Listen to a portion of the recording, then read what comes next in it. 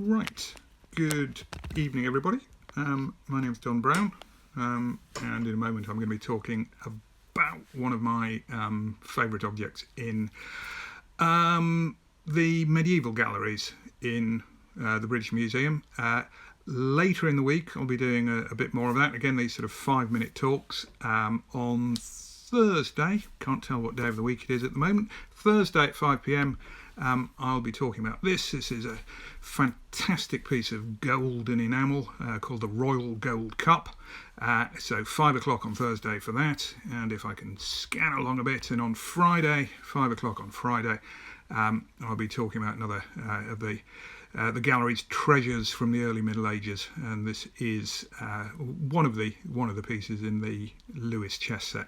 So the Lewis chess set tells us all sorts of things about trade and about the sort of society that there was in early medieval Europe.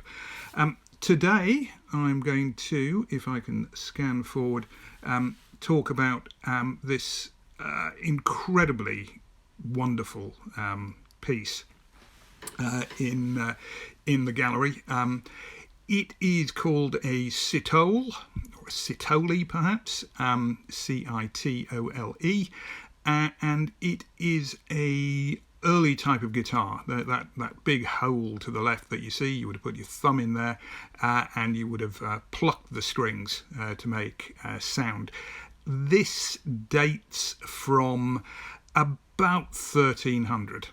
So dates range from about 1280 to about 1330. So we're looking at least 700 years old for this piece.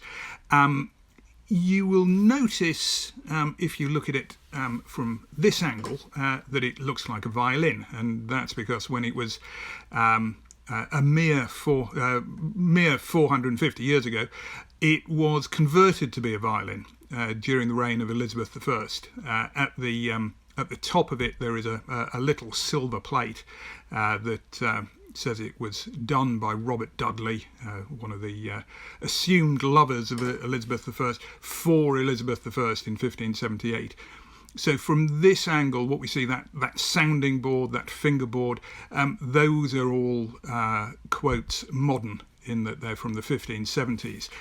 But if we look at the rest of the piece itself, that the shape of it, the sound board, the pegs at the end, they were all done in about 1300, carved from a piece of boxwood. Box is a slow-growing shrub, so it gives a very, very dense wood that one can carve with, and this is an absolute triumph of the instrument makers, the carver's art. There are some other medieval carvings in the British Museum made out of box, particularly in the Waddesdon collection in the Rothschild's room there, but they are devotional, they're religious scenes. This was done to be practical. It's been used. It has been a musical instrument that was used for a couple of hundred years and then became a violin, used more. So it is almost miraculous that the thing has survived for so long. How it wasn't involved in a fire, how it wasn't dropped by some musician who'd had a couple of drinks too many, how it wasn't left on a chair and someone sat on it by accident. It's the only surviving musical instrument from that period.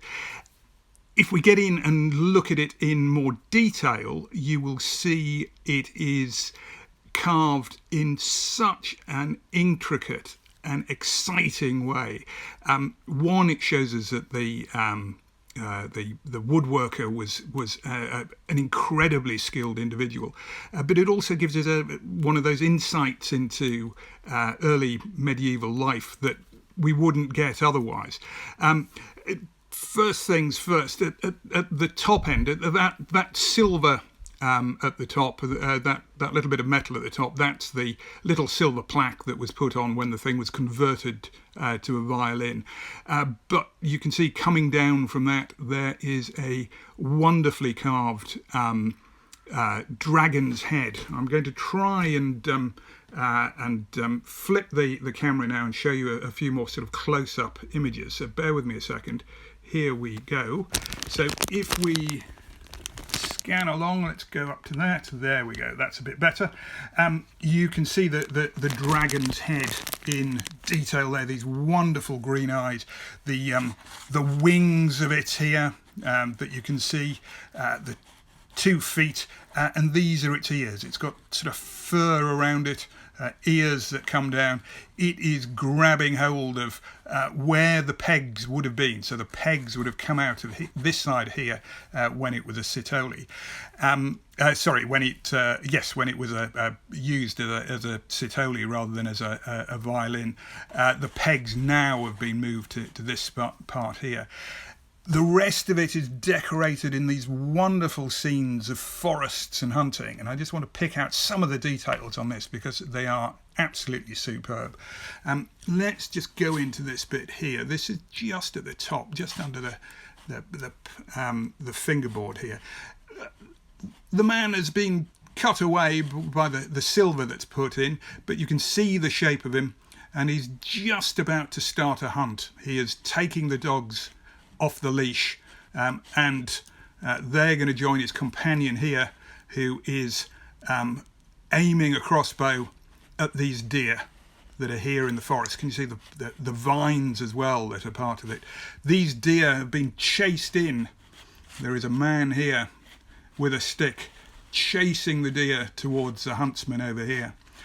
Next to him is another man with a stick, and this is possibly my favourite part of the whole design.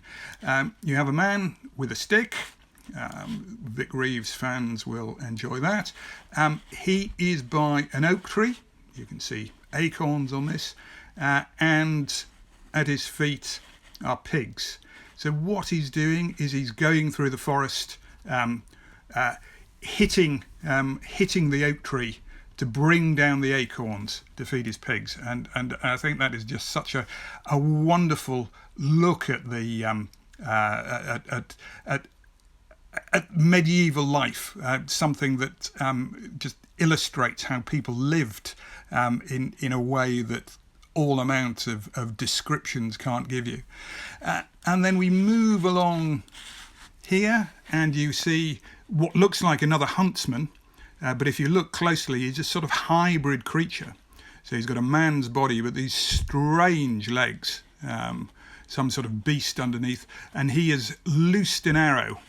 And if we follow the arrow along, we see it is just about to get that rabbit right between the eyes. So again, this wonderful, detailed picture of how hunts were carried out, what people did at the time. So that's a brief 5-minute guide. Like I say, it is in the medieval galleries, the Ruddock Gallery. I think that's room 40 in the British Museum. So once everything's back and open, you should make yourself along to that and study it. On Thursday, we'll be talking about this. The Royal Gold Cup, a French design from the late 1300s. It's been owned by 4 different royal families, and ultimately made its way to the British Museum. And on Friday, the slightly mysteriously discovered Lewis chessmen, found in the 1830s in the islands of Isle of Lewis, up in Scotland, made from whale's teeth and walrus ivory, which gives us such a great insight into medieval Europe. Good. That was that. Quick 5 minutes. Hopefully I'll figure out how the buttons work to put this onto the IGTV and to load it onto Facebook afterwards.